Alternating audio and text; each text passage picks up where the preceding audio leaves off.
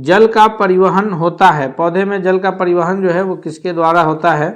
पौधे में जो जल का परिवहन होता है वो मुख्य रूप से जो दो पौधे के ये उत्तक है उसमें अक्सर कन्फ्यूजन रहता है, जिसमें आप लोग कन्फ्यूज नहीं होइएगा। फ्लोएम और जाइलम, इनमें से किनके द्वारा होता है? कैम्बियम तो होगा नहीं, बाह्य त्वचा तो होगा नहीं। तो पहला नंबर क्वेश्चन का सबसे जो करेक्ट आंसर है वो ऑप्शन नंबर सी के रूप में जाना जाता है कि पौधे में जल का जो परिवहन है वो जाइलम उत्तक के द्वारा होता है। नेक्स्ट क्वेश्चन की ओर बढ़ते हैं हम लोग। अगला क्वेश्चन है क्वेश्चन नंबर दूसरा है कि पौधे में वाष्पोत्सर्जन की प्रक्रिया किसकी प्रक्रिया है? तो वाष्पोत्सर्जन कहते किसको हैं कि पौधे जो अपना भोजन तैयार करता है, जिसको प्रकाश संश्लेषण की क्रिया कहते हैं। प्रकाश संश्लेषण की क्रिया के लिए उससे कार्बन डाइऑक्साइड वायुमंडल से मिल जाता है, सूर्य की रोशनी मिल जाती है तथा जो है जल मिल जाता है। इन सारे क्रियाओं से और हरे पत्ती में उपस्थित क्लोरोफिल होता है, इन सब से वो अपना प्रकाश संश्लेषण की क्रिया करते हैं। प्रकाश संश्लेषण की क्रिया के पश्चात जो जल की मात्राएं बच जाती है उसको स्टोमेटा के द्वारा, पत्तों में जो छोटे छोटे छिद्र होते हैं उसके द्वारा फिर जो है वो उस पानी को वायुमंडल में छोड़ देते हैं पौधे। वही क्रिया जो है वो वाष्पोत्सर्जन की क्रिया कहलाती है। यानी वाष्पोत्सर्जन की क्रिया के द्वारा जो है पौधे अपनी पत्ती के माध्यम से जल को पेड़ से वायुमंडल में छोड़ने का कार्य करता है। यानी दूसरा का ऑप्शन नंबर बी करेक्ट होगा कि पौधे में जल की हानि होती है। नेक्स्ट क्वेश्चन की ओर चलते हैं। क्वेश्चन नंबर तीसरा है कि पत्तियों के दो प्रमुख कार्य क्या क्या हैं? तो पत्ती के दो प्रमुख कार्य हैं। पत्ती का एक कार्य तो है जो प्रकाश संश्लेषण का काम है, जो कि सबसे अहम काम है। अगर प्रकाश संश्लेषण की क्रिया ना हो तो पौधे का विकास नहीं होगा। पत्ती में मौजूद क्लोरोफिल की वजह से जब उस पर प्रकाश की किरण पड़ती है, क्लोरोफिल के कारण जो है वो वहाँ पर फिर वो उससे गर्मी उत्पन्न होता है और उससे और ये जड़ के द्वारा जो है पानी मिल जाता है और फिर वायुमंडल से कार्बन डाइऑक्साइड मिल जाता है, जिससे पत्ती जो है भोजन तैयार कर लेती है और यह क्रिया प्रकाश संश्लेषण की क्रिया कहलाता है। और इसी कारण जो है पत्ती को किचन कहा जाता है, पौधे का किचन। और दूसरा जो क्रिया है पत्तियों का वो है वाष्पोत्सर्जन की क्रिया, जो अभी हम लोग पीछे क्वेश्चन में चर्चा किए थे कि जो पानी की मात्रा बचती है उसको जो पत्ती में छोटे छोटे छिद्र होते हैं जिसे रंध्र कहा जाता है, उसकी माध्यम से पानी को वायुमंडल में छोड़ना। तो ये दो प्रमुख कार्य हैं, एक प्रकाश संश्लेषण का कार्य है और दूसरा वाष्पोत्सर्जन का कार्य है। दोस्तों हम एक एक प्रश्नों को जो कि विज्ञान, इतिहास, भूगोल सभी से रिलेटेड प्रश्नों को उसके उत्तर की व्याख्या के साथ अभी इसमें कंप्लीट करेंगे। हम आपसे रिक्वेस्ट करते हैं कि अगर आप अब तक चैनल पर नए हैं तो प्लीज़ चैनल को सब्सक्राइब करके बेल आइकन को जरूर दबा लीजिएगा। अगले क्वेश्चन की ओर बढ़ते हैं। चौथा क्वेश्चन देखते हैं। चौथा क्वेश्चन है कि प्रकाश संश्लेषण की क्रिया में क्या बाहर निकलता है? तो प्रकाश संश्लेषण की जब क्रिया होती है उस क्रिया के पश्चात जो बाहर निकलने वाले ये हैं, इसमें हाइड्रोजन है, कार्बन डाइऑक्साइड है, ऑक्सीजन है और क्लोरीन है। तो प्रकाश संश्लेषण की क्रिया के बाद जो बाहर निकलते हैं वो option number C correct answer होगा कि ऑक्सीजन जो है वो बाहर निकलने का कार्य करता है और जिसके वजह से जो है ऑक्सीजन का संतुलन वायुमंडल में बना हुआ है और फिर हम लोग आसानी से सांस ले सकते हैं। नेक्स्ट क्वेश्चन है क्वेश्चन नंबर 5वां है कि कपास के पौधे का वंशीय नाम क्या है? जेनेरिक नेम, उस पौधे का जो वंशीय नाम है उसको किस नाम से जाना जाता है? क्रोटोलेरिया के नाम से जानते हैं या फिर रेफेनस के नाम से या फिर निकोटियाना के नाम से या गैस्पियम के नाम से? 5वां नंबर क्वेश्चन का जो सबसे सही जवाब होगा यह है ऑप्शन नंबर डी, यानी गैसीपियम के नाम से जो है इसको जाना जाता है। कपास के पौधे की खेती के लिए जो है वह काली मिट्टी की आवश्यकता होती है और यह पौधे जो है यह महाराष्ट्र के क्षेत्र में अधिक उगते हैं। अगला प्रश्न है हमारे स्क्रीन पर कि लौंग है, लौंग जो है वो क्या चीज़ है? वो तने की गांठ है या जड़ की गांठें हैं या फिर उसकी पत्तियां हैं या सूखे हुए फूल है? तो लौंग जो है यह उस पौधे की सूखे हुए फूल होते हैं, यानी ऑप्शन छोटी छोटी जो कली होती है फूल वो लौंग के रूप में जाना जाता है। ऑप्शन नंबर डी जो है यह करेक्ट आंसर होगा। नेक्स्ट क्वेश्चन है क्वेश्चन नंबर 7 है कि पौधे के किस भाग से हमें कॉफ़ी की प्राप्ति होती है? कॉफ़ी की जो प्राप्ति होती है, चाय के तरह कॉफ़ी की जो हम लोग इस्तेमाल करते हैं पेय पदार्थ के रूप में, तो कॉफ़ी चाय की जो है ये तो पत्तियों से प्राप्त होता है, लेकिन कॉफ़ी की प्राप्ति हमें किस प्रकार होती है? तो इसका जो सही उत्तर होगा 7वां नंबर प्रश्न के लिए कि कॉफ़ी की जो प्राप्ति होती है वो उसके बीज से होती है, यानी ऑप्शन नंबर बी जो है इसका सबसे सही जवाब होगा। दोस्तों आप लोग भी जो है कमेंट करके बता सकते हैं कि किस प्रश्न का जो आंसर सही होगा, और यह वीडियो अंत में बताइएगा कि कैसा लगा, ये भी कमेंट करके जरूर बताइएगा। क्वेश्चन नंबर 8वां है कि गाजर का जो रंग है, पीले रंग का जो गाजर होता है वो किसकी मौजूदगी के कारण जो है गाजर का रंग पीले रंग का होता है? क्लोरोफिल की मौजूदगी के कारण होता है, या फिर फाइकोनियन के मौजूदगी के कारण, या फिर फाइकोरिथिन के मौजूदगी के कारण, या कैरोटीन के? तो गाजर का जो रंग है वो कैरोटीन के मौजूदगी के कारण होता है, और ये इसलिए ऑप्शन नंबर डी जो है इसका करेक्ट आंसर होगा। नेक्स्ट क्वेश्चन की ओर बढ़ते हैं। कैरेट से कैरोटीन है, और कैरोटीन जो है वो विटामिन ए का रासायनिक नाम भी है। दो नाम है, एक रेटिनॉल और एक कैरोटीन। तो वो इस विटामिन ए जो है गाजर में प्रचुर मात्रा में पाया भी जाता है। नेक्स्ट क्वेश्चन है, क्वेश्चन नंबर 9 है कि जिन पौधों पर बीज होते हैं किंतु फूल नहीं लगते, जिन पौधों पर बीज होते हैं फूल नहीं लगते हैं, ये कौन सा पौधा कहलाता है? यह जो है आवृत्ति बीजी पौधा, या अनावृत बीजी, या फिर टेरिडोफाइटस कहते हैं, या इसे ब्रायोफाइटस के नाम से जाना जाता है। तो 9वां नंबर प्रश्न जो है, जिस पौधे में बीज तो होते हैं लेकिन पुष्प नहीं लगते, वो option number B correct answer होगा कि उस पौधे को जो है अनावृत बीजी के नाम से जाना जाता है। और ये नेक्स्ट क्वेश्चन की ओर बढ़ते हैं। क्वेश्चन नंबर 10 है कि निम्नलिखित में से किसके द्वारा दूध खट्टा हो जाता है? दूध खट्टा होने का कारण प्रोटोजोआ है, या फिर बैक्टीरिया है, या वायरस है, या नीमेटोड है? तो दूध का जो खट्टापन जो है, खट्टा होने का जो कारण है वो बैक्टीरिया के कारण होता है। मुख्य रूप से जो बैक्टीरिया जाना जाता है वो लैक्टोबैसिलस है। लैक्टोबैसिलस के कारण ही दूध से दही का जमना होता है, और दूध से दही का जमना जो है, जो कि एक रासायनिक परिवर्तन है, परिवर्तन भी हम लोग पढ़े थे, यानी दूध से दही बन जाएगा लेकिन दही से फिर दूध की प्राप्ति नहीं हो सकती है। वहीं पानी से बर्फ बन जाता है और बर्फ से पानी की प्राप्ति होती है, उसको भौतिक परिवर्तन कहते हैं। तो दूध का जो खट्टा होना है यह बैक्टीरिया के कारण होता है। और कौन बैक्टीरिया इसके लिए जिम्मेदार है? तो लैक्टोबैसिलस बैक्टीरिया जो है वो जिम्मेदार है। और दूध की जो ये मापा जाता है उसको लैक्टोमीटर के नाम से जानते हैं हम लोग। ये भी याद रखेंगे कि दूध का शुद्धता मापने के लिए कौन सा जो यंत्र इस्तेमाल होता है उसको किस नाम से जानते हैं? तो उसको लैक्टोमीटर कहते हैं। नेक्स्ट क्वेश्चन की ओर बढ़ते हैं। क्वेश्चन नंबर 11 है कि काल कोठरी ब्लैक होल की जो घटना घटी थी बंगाल में, तो ये जिसमें 146 में से 123 लोग एक छोटी कोठरी में बंद कर दिए गए थे और उस कारण वो मर गए थे। तो यह घटना कहाँ घटी थी? बंगाल के कौन से शहर में? मुर्शिदाबाद में, ढाका में, मुंगेर में, या फिर कलकत्ता में? मुंगेर के नाम से कंफ्यूज नहीं होना है कि यह मुंगेर जो है आधुनिक बिहार का हिस्सा है, क्योंकि मुंगेर जो उस वक्त स्थिति थी वो बंगाल का हिस्सा हुआ करता था। 1912 में बिहार जो है वो बंगाल से अलग हुआ है। 11वां नंबर प्रश्न का जो करेक्ट आंसर है ऑप्शन नंबर डी है कि काल कोठरी ब्लैक होल की जो घटनाएं हैं ये कलकत्ता में घटी थी। Option number D correct answer है। नेक्स्ट क्वेश्चन है 12 है कि इलाहाबाद की संधि 1765 ईस्वी के बाद रॉबर्ट क्लाइव ने मुर्शिदाबाद का उप दीवान किसे नियुक्त किया था? ये सब इलाहाबाद की संधि 1765 में हुई थी। उससे पहले 1764 ईस्वी में बक्सर में बंगाल के नवाब, अवध के नवाब और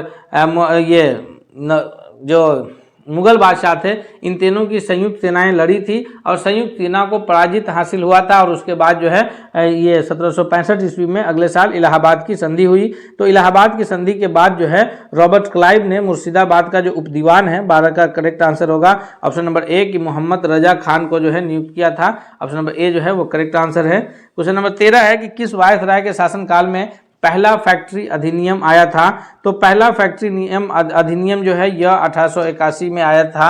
1881-82 के करीब जो है यह आया था। तो यह किस वायसराय के कार्यकाल में आया था? 13वां का सबसे करेक्ट आंसर है कि उस वक्त 1880 से 84 के बीच जो शासनकाल था वह लॉर्ड रिपन का शासनकाल था, और उन्हीं के शासनकाल में जो है ये फैक्ट्री अधिनियम आया, यानी ऑप्शन नंबर सी जो है इसका सबसे करेक्ट आंसर है।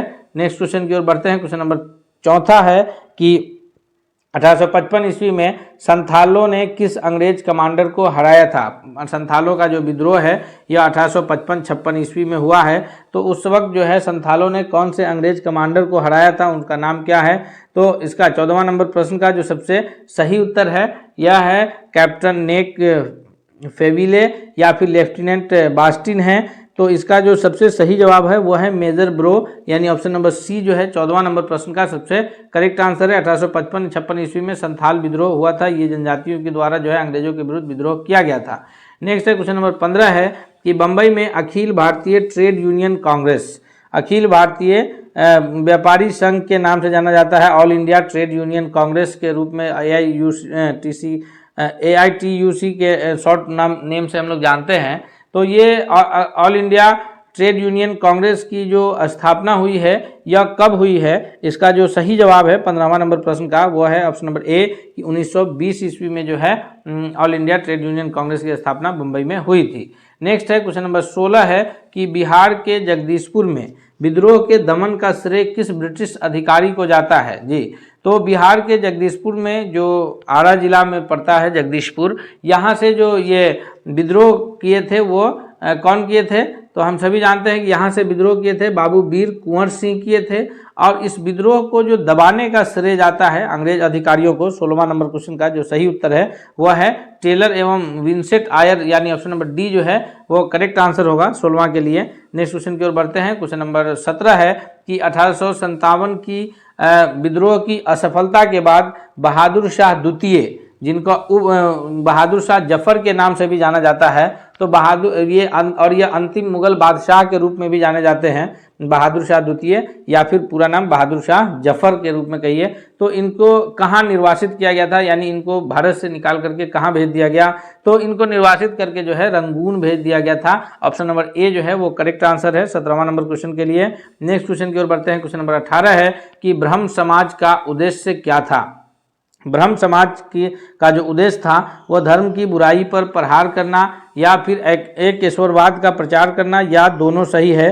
तो इसका जो सही उत्तर है 17वां नंबर क्वेश्चन के लिए कि ब्रह्म समाज की जो स्थापना हुई थी उसका जो सही है वह धर्म की बुराइयों पर प्रहार करना था और एक ईश्वरवाद का प्रचार करना था। नेक्स्ट क्वेश्चन की ओर बढ़ते हैं। क्वेश्चन नंबर 19 है कि थियोसॉफिकल सोसाइटी ने भारत में कब और कहाँ अपना मुख्यालय स्थापित किया था जी। थियोसॉफिकल सोसाइटी के द्वारा भारत में जो अपना मुख्यालय स्थापित किया गया था, ये 19वां नंबर क्वेश्चन का जो सबसे सही जवाब है ऑप्शन नंबर ए है कि 1882 ईस्वी में, और यह अड्यार में स्थापित किया गया था, यानी ऑप्शन नंबर ए जो है वो करेक्ट आंसर है। नेक्स्ट है क्वेश्चन नंबर 20 है कि सत्यार्थ प्रकाश पुस्तक के लेखक कौन है।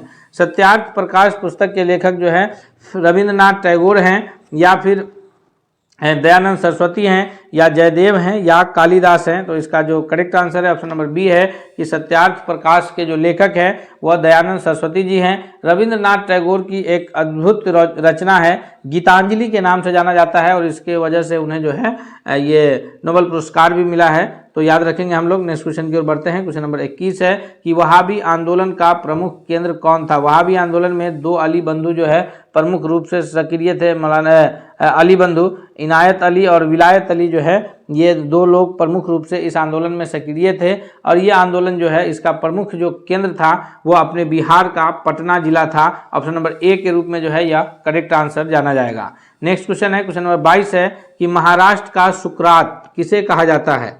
महाराष्ट्र का सुकरात जो है यह बाल गंगाधर तिलक को कहा जाता है, बिपिन चंद्र पाल को, या फिर फिरोज शाह मेहता को, या ये महादेव गोविंद रनाडे जी को कहा जाता है।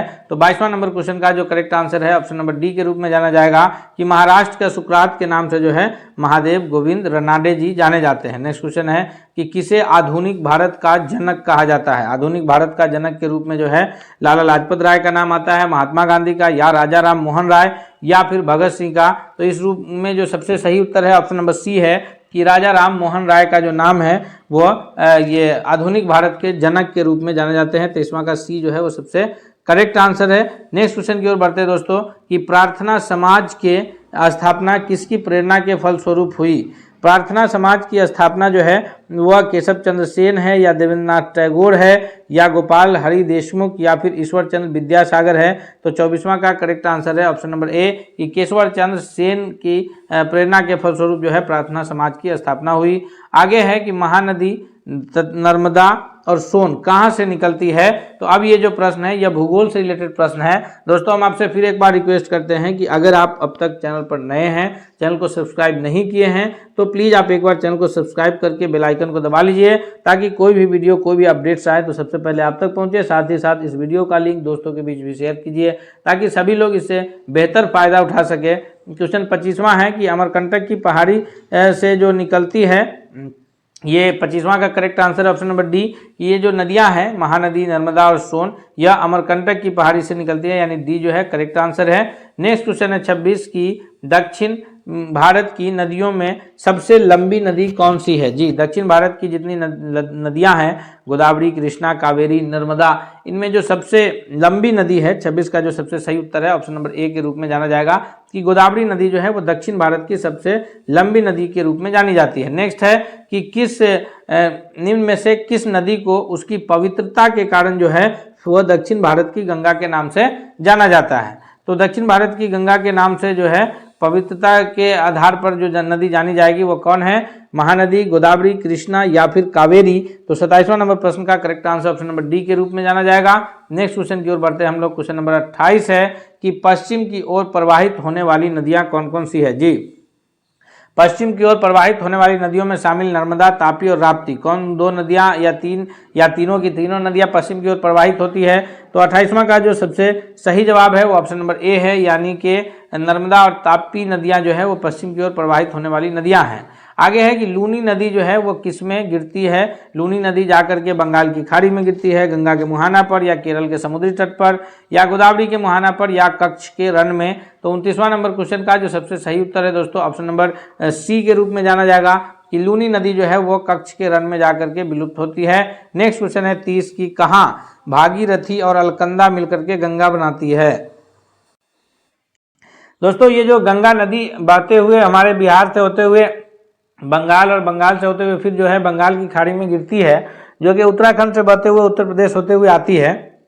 तो ये गंगा जो है प्रमुख दो धाराएं मिल करके गंगा के नाम से ये दो धाराएं निकलती है, एक भागीरथी के नाम से और एक अलकनंदा के नाम से। और देवप्रयाग में, उत्तराखंड में स्थित देवप्रयाग में जब ये दोनों धाराएं एक साथ मिलती है तो फिर वहां से गंगा के रूप में ये नदियां आगे बहती हुए गंगा नदी के नाम से आती है।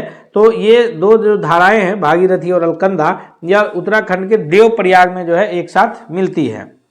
क्वेश्चन नंबर 31 है कि भारत में सबसे लंबा बांध कौन सा है। जी, भारत का जो सबसे लंबा बांध है भाखड़ा नंगल बांध है, नागार्जुन सागर बांध है, या हीराकुंड बांध है, या फिर कोसी नदी पर स्थित कोसी बांध है। तो भारत का जो सबसे ऊंचा बांध है वो तो भाखड़ा नंगल बांध है, जो कि सतलज नदी पर स्थित है। लेकिन भारत का जो सबसे लंबा बांध है वह हीराकुंड बांध है, जो कि उड़ीसा राज्य में स्थित है। नेक्स्ट क्वेश्चन की ओर बढ़ते हैं। क्वेश्चन नंबर ये 32 है कि नागार्जुन सागर बांध भारत के किस राज्य में स्थित है। जी, 32वां नंबर प्रश्न का सबसे सही उत्तर क्या होगा दोस्तों।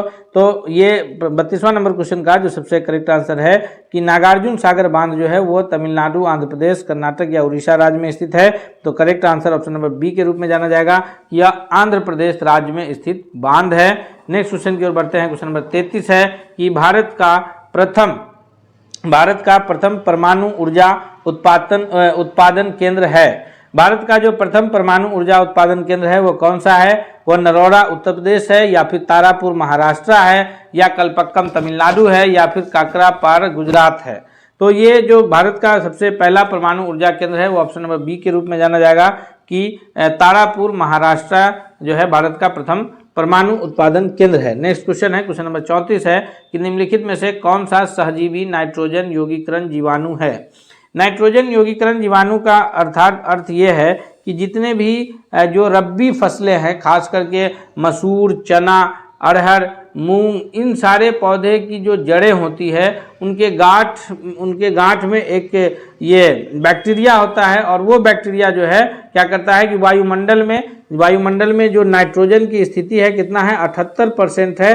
तो वहां से नाइट्रोजन को ले करके और फिर मिट्टी में नाइट्रोजन को जो है मिक्स करता है, उस बैक्टीरिया का नाम क्या है। तो उस बैक्टीरिया का नाम है राइजोबियम। याद रखेंगे हम लोग। 34वां का सबसे जो सही उत्तर है ऑप्शन नंबर ए के रूप में जाना जाएगा कि राइजोबियम बैक्टीरिया, जो कि कहाँ पाया जाता है, जो रब्बी फसलें हैं मसूर, चना, मूंग, उड़द, इन सारे पौधों के जड़ों में पाए जाते हैं। और वो क्या करता है, तो वो वायुमंडल से नाइट्रोजन ले करके और नाइट्रोजन को मिट्टी में मिलाने का काम करता है, यानी नाइट्रोजन फिक्सेशन इसको कहा जाता है। हिंदी में अगर कहें तो नाइट्रोजन स्थिरीकरण कहते हैं। और इसी वजह से जो है वैज्ञानिक इस बातों का सलाह देते हैं कि जिस खेत में जो है फसल चक्र पद्धति अपनाना चाहिए, यानी हर 1-2 वर्षों के बाद जो है उस खेत में दलहन की फसलों की खेती की जानी चाहिए, ताकि प्राकृतिक रूप से हमें अलग से DAP NPK इत्यादि जो है रासायनिक ये देने की ज़रूरत ना पड़े। प्राकृतिक रूप से मिट्टी को जो है वह ये इसकी प्राप्ति हो जाए, किसकी, नाइट्रोजन की। नेक्स्ट क्वेश्चन की ओर बढ़ते हैं। क्वेश्चन नंबर 35 है कि विषाणु माने जाते हैं। विषाणु अर्थात वायरस जो है यह क्या माना जाता है, यह सजीव होता है या निर्जीव होता है। सजीव निर्जीव के बीच एक ट्रांजिशनल ग्रुप होता है या सजीव जो गुण की शक्ति खो चुके हैं। तो वायरस का जो कंडीशन है, यह सजीव निर्जीव के बीच एक ट्रांजिशनल ग्रुप होता है। यानी वायरस की अगर बात करें तो वो बेसिकली होता निर्जीव है, लेकिन जैसे ही उसे जीवित कोशिका मिलता है तो वायरस अपने आप को विकास करना शुरू कर देता है, यानी वहाँ से वह जीवित होकर के कार्य करना शुरू करता है। जैसे कोरोना वायरस के केस में भी वही कंडीशन था कि अगर कहीं पर कोरोना का वायरस है तो हमारे कोशिका अगर उसे टच होता तो फिर हमारे कोशिका से हमारे शरीर में आने के बाद उसका विस्तार होना शुरू हो जाता था, वो बढ़ने लगता था। तो कोई भी वायरस हो तो वो निर्जीव होता है बेसिकली, लेकिन जैसे ही उसे जीवित कोशिका मिलती है तो फिर वो वायरस विकास करना शुरू कर देता है। तो इसीलिए कहा जाता है कि वायरस जो है, विषाणु जो है, वो सजीव और निर्जीव के बीच जो है एक ट्रांजिशनल ग्रुप होता है। नेक्स्ट है क्वेश्चन नंबर 36 है कि कार्बन मोनोऑक्साइड एक प्रदूषक है, क्यों। कार्बन मोनोऑक्साइड जिसको रासायनिक रूप से CO के नाम से जानते हैं और कार्बन डाइऑक्साइड को CO2 कहते हैं। कार्बन मोनोऑक्साइड एक प्रदूषक है, क्यों, क्योंकि इसका जो सबसे बड़ा ये है कि कार्बन मोनोऑक्साइड जो है जैसे ही ये वायुमंडल में मौजूद होता है, और चूँकि वायुमंडल में जो हवा है, गैसों का मिश्रण, जिसमें 78% नाइट्रोजन 21% ऑक्सीजन है, तो ये हमें जानकारी नहीं कि हम नाइट्रोजन है या ऑक्सीजन है। हम नाक के द्वारा सांस के रूप में उन हवाओं को लेते हैं, और वो हवा जब हमारे अंदर जाता है तो फिर हमारा जो फुफ्फुस ग्रंथि है, लंग्स, फेफड़ा जो है, वो ऑक्सीजन को ये करता है, बाकी गैसेज को छोड़ देता है। तो उस ऑक्सीजन की जगह पर अगर कार्बन मोनोऑक्साइड लिया जाए तो फेफड़ा जो है कार्बन मोनोऑक्साइड को ले लेता है और ब्लड के साथ मिल करके वो मोनोऑक्साइड हीमोग्लोबिन से संयोग करके शरीर में दौड़ने लगता है, जो कि हीमोग्लोबिन के साथ ऑक्सीजन को संयोग करके दौड़ना है, और दौड़ने लगा कार्बन मोनोऑक्साइड। इसी वजह से जो है दम घुटने का ये घटनाएं घटती है। यानी ये है जो रूम में ठंडी के मौसम में अक्सर लोग जो है ये धुआं कर जो सोते हैं, तो वहाँ पर इन घटनाओं के घटने की सबसे अधिक संभावनाएं रहती है। इसलिए कहा जाता है कि गेट खुला रहना चाहिए, ताकि जो है एयर आता रहे, और एयर आता रहेगा तो ऑक्सीजन मिलता रहेगा। तो कार्बन मोनोऑक्साइड ये प्रदूषक इसलिए है क्योंकि ये हीमोग्लोबिन से बहुत जल्दी संयोग कर लेता है। नेक्स्ट क्वेश्चन है 37 है कि निम्नलिखित में से कौन सा वायुमंडलीय प्रदूषक नहीं है।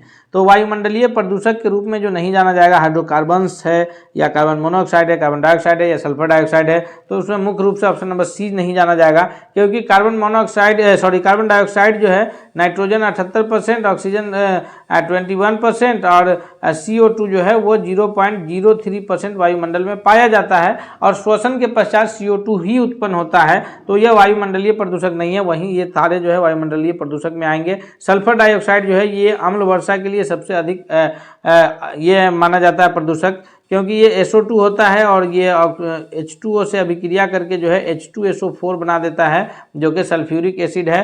तो सल्फर डाइऑक्साइड जो है ये अम्ल वर्षा के लिए सबसे अधिक जिम्मेदार है। नेक्स्ट है क्वेश्चन नंबर 38 है कि सेल का नाम जो है, कोशिका जो है सेल, यह नाम सबसे पहले कौन से वैज्ञानिक ने सेल नाम दिया था कोशिका को। तो सेल नाम जो है कोशिका को सबसे पहले जो देने का कार्य किया, चूँकि सेल इस प्रकार की जब उन्होंने संरचना देखा कोशिका का, तो उन्हें इस प्रकार का जो है जाली नुमा दिखा, तो फिर उन्होंने कहा कि ये एक एक सेल है। तो इसी के आधार पर उन्होंने कोशिका का नाम सेल कहा, और ये वैज्ञानिक जो थे वो रॉबर्ट हुक थे। यानी 38वां का ऑप्शन नंबर C जो है वो करेक्ट आंसर है। नेक्स्ट क्वेश्चन है क्वेश्चन नंबर 39 है कि फूलों और बीजों में विभिन्न प्रकार के आकर्षक जो रंग होते हैं वो किसके वजह से आकर्षक रंग होते हैं। तो ये जो रंग होता है यह लवक के वजह से होता है। लवक 3 प्रकार का होता है, और ये लवक जो है केवल पादप में पाए जाते हैं, पेड़ पौधे में पाए जाते हैं, जंतु में कोई भी जानवर हो या इंसान लवक नहीं पाया जाता है। लवक कौन कौन है? तो क्रोमोप्लास्ट, क्लोरोप्लास्ट, ल्यूकोप्लास्ट। क्लोरोप्लास्ट तो हरी पत्ती में पाया जाता है, लेकिन फूल और फल में जो पाए जाने वाले लवक है वह है क्रोमोप्लास्ट, और फिर ल्यूकोप्लास्ट जो है यह पौधे के जड़ों में पाया जाता है। नेक्स्ट क्वेश्चन है, क्वेश्चन नंबर 40 है कि किसकी उपस्थिति के कारण किसी पादप कोशिका और पशु कोशिका में अंतर पाया जाता है? तो क्लोरोप्लास्ट तो केवल जो है ये पादप कोशिका में पाया जाता है। कोशिका भित्ति जो है ये भी पादप कोशिका में पाया जाता है, यानी 40वां नंबर क्वेश्चन का ऑप्शन नंबर बी जो है वह सही उत्तर होगा कि कोशिका भित्ति जो है वो पादप में होगा और कोशिका झिल्ली केवल जो है यह जंतु कोशिका में होगा। तो दोस्तों हम लोग 40 महत्वपूर्ण प्रश्नों को उसके सभी उत्तर की व्याख्या के साथ हम लोग देखे हैं। हम उम्मीद करते हैं कि यह वीडियो आपको बहुत पसंद आया होगा तथा यह वीडियो जो है आपके आने वाले परीक्षा में बहुत ही लाभकारी साबित होगा। इसलिए आपसे चलते चलते रिक्वेस्ट है कि अगर आप अब तक चैनल पर नए हैं तो प्लीज़ आप चैनल को जरूर सब्सक्राइब कर लीजिए, साथ ही साथ बेल आइकन को दबा लीजिए ताकि इसके बाद कोई भी अपडेट्स आए तो सबसे पहले आप तक पहुंचे।